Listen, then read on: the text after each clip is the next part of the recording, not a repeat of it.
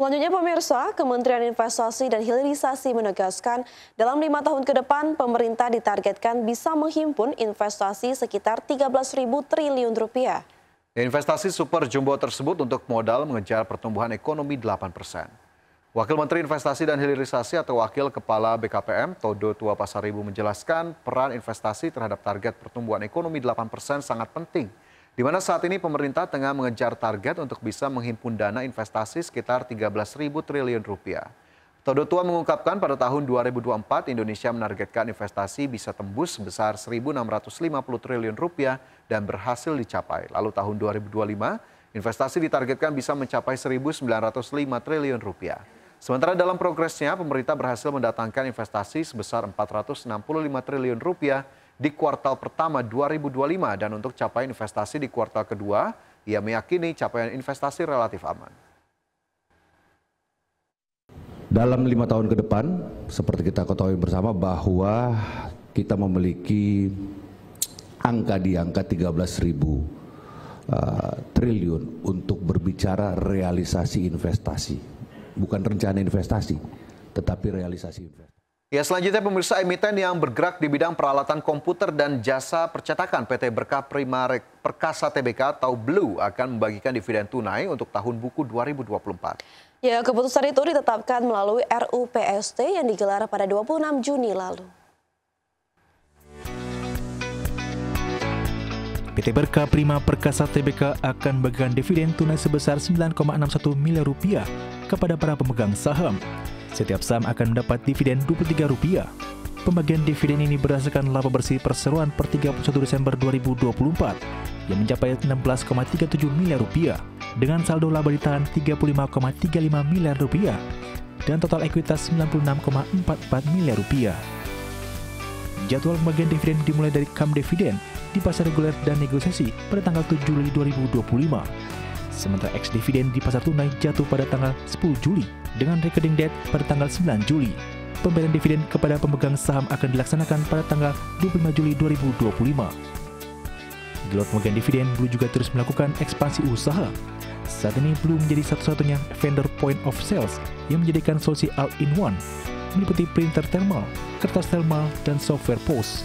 Blue juga menggarap sektor percetakan tekstil melalui situs blueprint-textile.com yang melayani puluhan brand dan desainer fashion di Indonesia. Berbagai sumber untuk IDX Channel. Kembali bersama kami di Market Buzz, pemirsa, emiten grup Panin yakni PT Panin Sekuritas Tbk mengumumkan akan membagikan dividen tunai kepada investor senilai 106,71 miliar rupiah atau setara Rp150 per saham.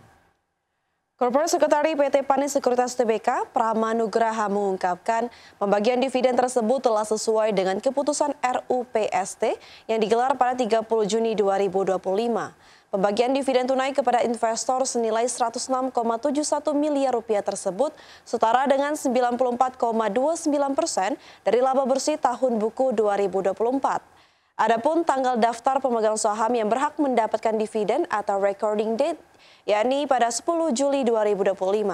Perseroan menegaskan pembagian dividen tunai untuk tahun buku 2024 kepada pemegang saham tidak akan mempengaruhi kelangsungan usaha perseroan.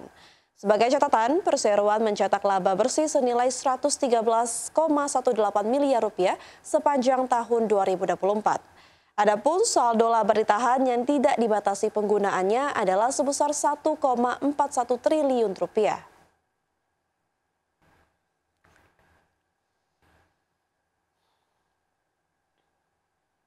Pemirsa, PT United Tractors Tbk melalui anak usahanya PT Danusa Tambang Nusantara dan PT Sumbawa Jutaraya menandatangani perjanjian pinjaman pada 30 Juni 2025. Nilai pinjaman maksimum mencapai 30 juta dolar Amerika Serikat atau setara 486 miliar rupiah. PT United Tractors Tbk melalui anak usahanya PT Danusa Tambang Nusantara dan PT Sumbawa Jutaraya menandatangani perjanjian pinjaman pada 30 Juni 2025.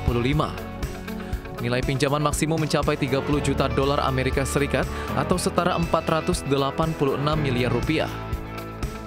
Pinjaman berbunga term SOFR plus 1,15% per tahun ini berlangsung hingga 31 Mei 2028. dan dipergunakan untuk mendukung kegiatan operasional Sumbawa Jutaraya di sektor pertambangan. Pihak United Tractors menilai pinjaman ini lebih menguntungkan dibanding menyimpan dana di bank. Sementara bagi Sumbawa Jutaraya, pembiayaan ini dinilai efisien dari segi proses maupun persyaratan dibandingkan dengan pinjaman pihak ketiga. Berbagai sumber IDX Channel. Emiten buah PT Segar Kumala Indonesia Tbk semakin agresif memperluas jaringan distribusi buah segar ke seluruh Indonesia.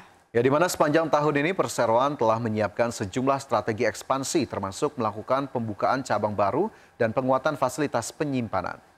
Direktur Utama PT Segar Kumala Indonesia Tbk, Reni Loren menjelaskan bahwa 2 cabang baru perusahaan telah dibuka pada Februari 2025 di Jayapura, Papua dan Ternate, Maluku Utara. Di mana kehadiran 2 cabang tersebut diharapkan mampu memperluas jangkauan distribusi hingga ke wilayah Indonesia bagian timur yang selama ini dikenal cukup menantang dari sisi logistik.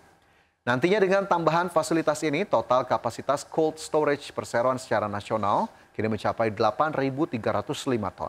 Tidak hanya memperbesar kapasitas gudang, emiten berkode saham BUAH tersebut juga akan memperkuat kolaborasi dengan mitra retail modern maupun tradisional untuk memastikan rantai distribusi berjalan lancar.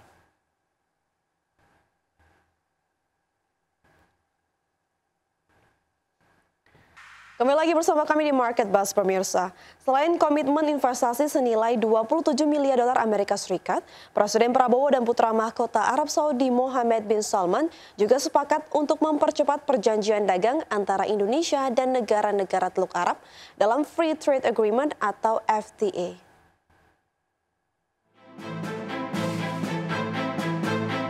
Kerjasama bilateral antara Presiden Prabowo Subianto dan putra mahkota Arab Saudi Mohammed bin Salman atau MBS sepakat mempercepat perjanjian dagang antara Indonesia dan negara-negara Teluk Arab. Kesepakatan tersebut tercapai dalam pertemuan bilateral antara Presiden Prabowo Subianto dengan Pangeran Mohammed bin Salman yang sekaligus Perdana Menteri Kerajaan Arab Saudi di Istana Al-Salam, Jeddah, Arab Saudi. Perjanjian dagang yang dimaksud adalah Free Trade Agreement atau FTA antara Indonesia dan Gulf Cooperation Council atau GCC. Gulf Cooperation Council atau GCC sendiri terdiri dari 6 negara, yakni Arab Saudi, Uni Emirat Arab, Kuwait, Qatar, Bahrain, dan Oman. Negosiasi FTA ini sebelumnya telah dilakukan 2 kali, yakni pada September 2024 dan Februari 2025. Kesepakatannya hasil positif perjanjian perdagangan bebas antara negara-negara Dewan Kerjasama Teluk dan Indonesia. Selain membahas percepatan Free Trade Agreement, Prabowo dan Pangeran MBS juga menyoroti nilai perdagangan bilateral yang telah mencapai 31,5 miliar dolar Amerika Serikat dalam 5 tahun terakhir, di mana Arab Saudi disebut sebagai mitra dagang utama Indonesia di kawasan Teluk. Sementara itu, berdasarkan catatan Badan Kebijakan Perdagangan atau FTA Indonesia dengan GCC untuk ekspor sektor peralatan elektronik hingga 33,86%, komoditas kulit sebesar 29,3%, logam sebesar 28%, dan produk manufaktur lainnya sebesar 27,7%. Indonesia berharap perjanjian perdagangan dengan negara-negara Teluk Arab bisa segera diselesaikan. Hal ini akan memperluas akses pasar ke kawasan Timur Tengah, khususnya untuk produk-produk ekspor unggulan. Tim Liputan IDX Indo.